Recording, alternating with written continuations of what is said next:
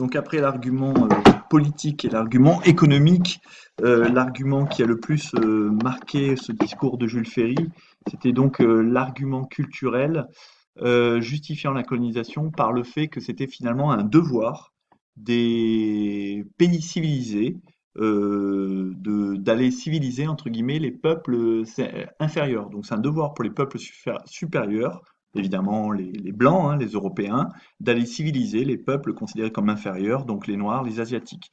Donc il y a derrière cette vision culturelle, vision civilisatrice, hein, qui était d'ailleurs partagée hein, par les Anglais également, puisque l'un des auteurs anglais les plus célèbres qui vous est cité dans le cours, que vous connaissez tous, qui s'appelait Rudyard Kipling, pardon, l'auteur du livre de la jungle, parle du fameux fardeau de l'homme blanc. Donc c'est un fardeau, c'est un devoir de l'homme blanc dans un souci de modernité, d'aller apporter les lumières, entre guillemets, au peuple dit non civilisé. Donc évidemment, il faut replacer ça dans un contexte qui était à l'époque extrêmement raciste. Je vous invite pour cela, hein, il suffit de relire l'ouvrage Tintin au Congo, qui a pourtant été rédigé dans les années 1930, donc près de 45 ans après ce discours, et on voit bien que l'homme blanc, incarné par Tintin et tous les colons sur place, sont considérés un peu comme des êtres supérieurs et à qui les indigènes, donc les Noirs, les Asiatiques, doivent déférence, respect, travaux forcés, etc. Donc on n'est pas du tout dans un rapport égalitaire. Et ça peut paraître assez contradictoire, cette visée civilisationnelle hein, ou civilisatrice, plus que la France est censée être le pays des droits de l'homme, hein, tous les hommes naissent libres et demeurent égaux en droit, c'est l'article 1er de la Déclaration des droits de l'homme et du citoyen. Or, a priori, eh bien, ces hommes qui vont être colonisés par la France, nous le verrons un peu plus tard dans le cours, sont loin d'être égaux et loin d'être libres. Donc finalement, les principes que la France défend pour elle-même, elle ne les applique pas pour les autres. Ou du moins, elle ne respecte pas ses propres principes.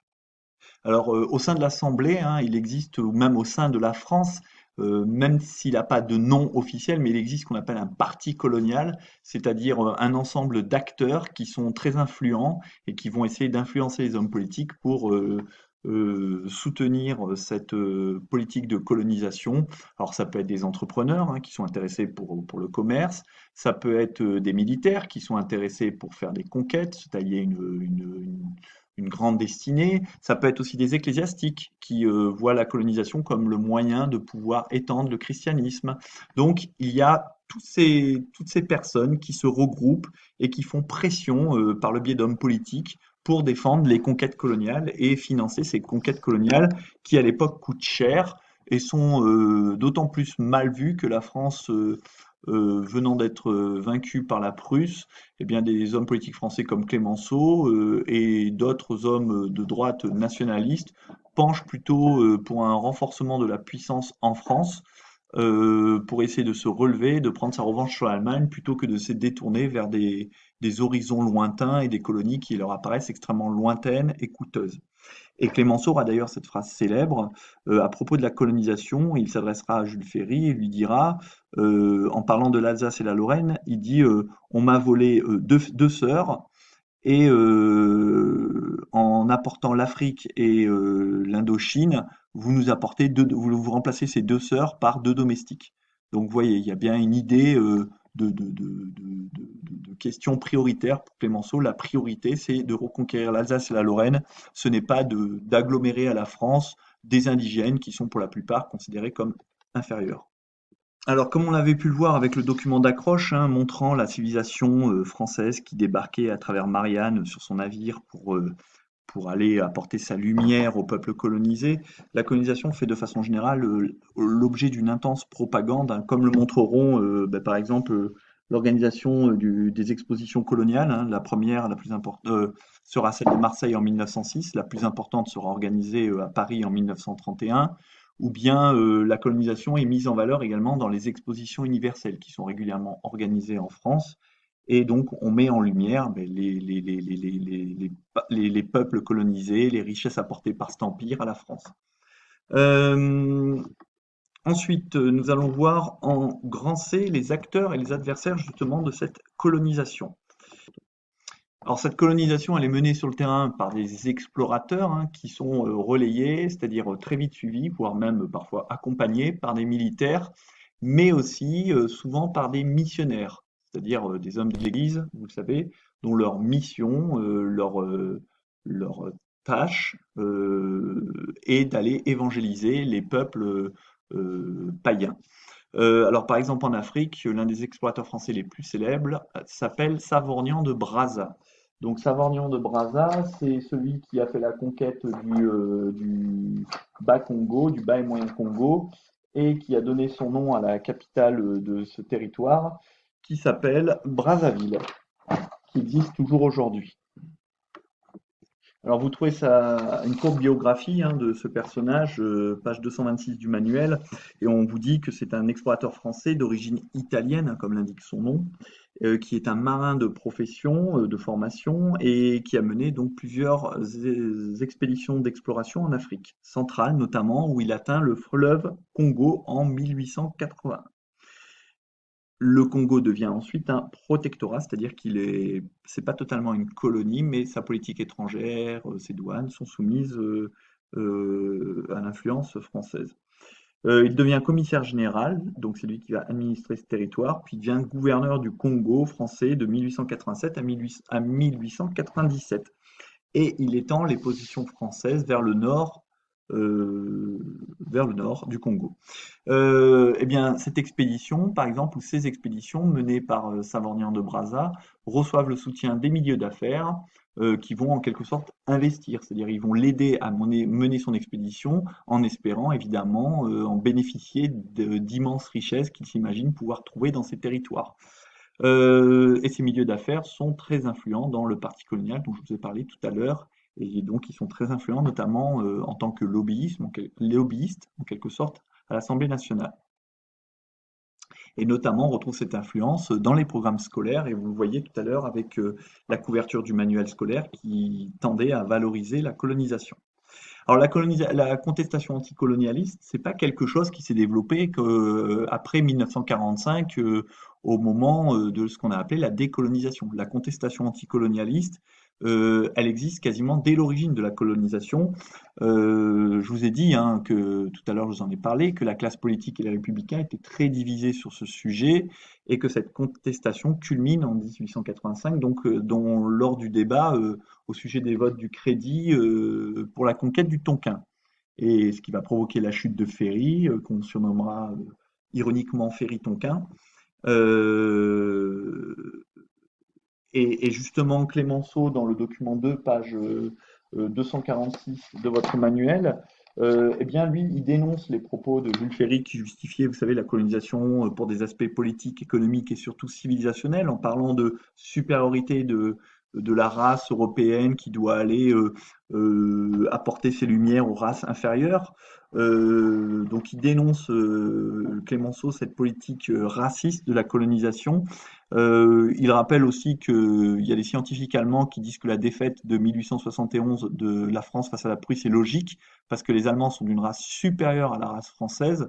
Donc il dénonce un peu les dangers de ces théories, et il dit lui-même, Clémenceau, qu'il ne croit pas vraiment à ces histoires de race supérieure, même si à l'époque, beaucoup de gens partagent ces idées, et vous savez qu'elles culmineront dans les années 30, puis avec le Troisième Reich.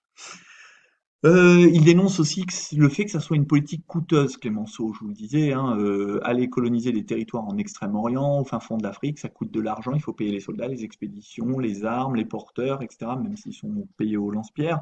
Et tout cet argent est détourné pour Clémenceau de l'intérêt principal qui devrait être reconstruire le pays pour entraîner la revanche, préparer la revanche contre l'Allemagne. La colonisation est évidemment condamnée par les républicains socialistes, puisque eux, par définition, ils souhaitent l'égalité de tous les hommes. Ils souhaitent la suppression des classes sociales d'inspiration marxiste. Donc évidemment, la colonisation est vue quelque chose comme un peu l'aboutissement du capitalisme. C'est-à-dire quand on ne peut plus, entre guillemets, étendre son autorité sur la classe ouvrière, eh bien, on va étendre l'autorité d'un pays sur les indigènes d'autres pays. dans des buts profondément économiques, en fait, c'est-à-dire d'enrichir la métropole par rapport à ses colonies. Et je vous ai dit, les nationalistes, donc les gens qui sont plutôt à droite, voudraient privilégier la revanche sur l'Allemagne. Donc, vous voyez que la colonisation fait vraiment l'objet de débats. Dans les colonies également, la colonisation n'a pas été acceptée. Dès le début, il y a des résistances à la conquête. Euh, Par exemple, en Algérie, dans l'Oranais, vous avez la révolte dès le début d'Abdelkader. Vous le voyez dans votre manuel, page 226, vous avez une courte biographie. Donc, il se proclame en 1832 Abdelkader sultan des Arabes. Du moins, il est proclamé sultan des Arabes par des tribus révoltées d'Algérie et il mène alors une guerre contre l'armée coloniale française dirigée par le général Bugeaud. C'est un bon tacticien, hein, il impose plusieurs défaites à la France, hein, donc la France, ça n'a pas été un long triomphe, hein, et il tente aussi de mettre en place dans l'ouest algérien les bases d'un État musulman algérien. Finalement, il va être contraint à la reddition en 1847, pardon, ça veut dire qu'il est obligé de se rendre. Les Français ont mené une guerre assez terrible, assez atroce, hein.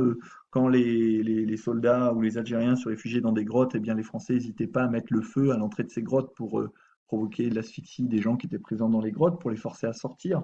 Donc, je veux dire, ça a été une conquête extrêmement violente. Et finalement, il ne sera pas tué. Il va être emprisonné en France jusqu'en 1852. Puis il sera installé à Damas, en Syrie, sous protection française. Il ne regagnera évidemment jamais son territoire, la France le jugeant trop dangereux pour les intérêts français, risquant de provoquer de nouvelles révoltes. Vous pouvez également le voir avec le document 1, page 233, euh, qui vous montre un autre exemple de résistance. C'est l'exemple de la résistance de la reine Rana Valona à Madagascar.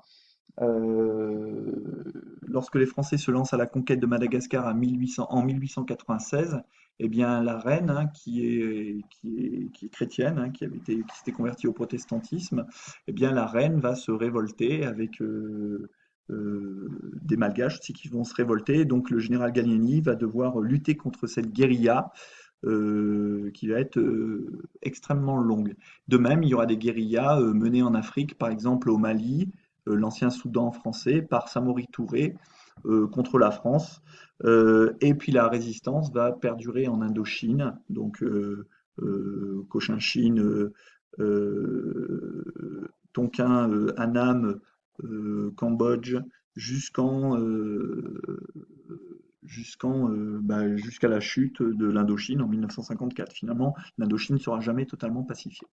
Ainsi, on peut donc dire que l'empire colonial français a une dimension mondiale au début du XXe siècle, puisque la France a des possessions à la fois en Amérique, en Afrique, en Asie, en Europe, donc il y a vraiment une dimension mondiale.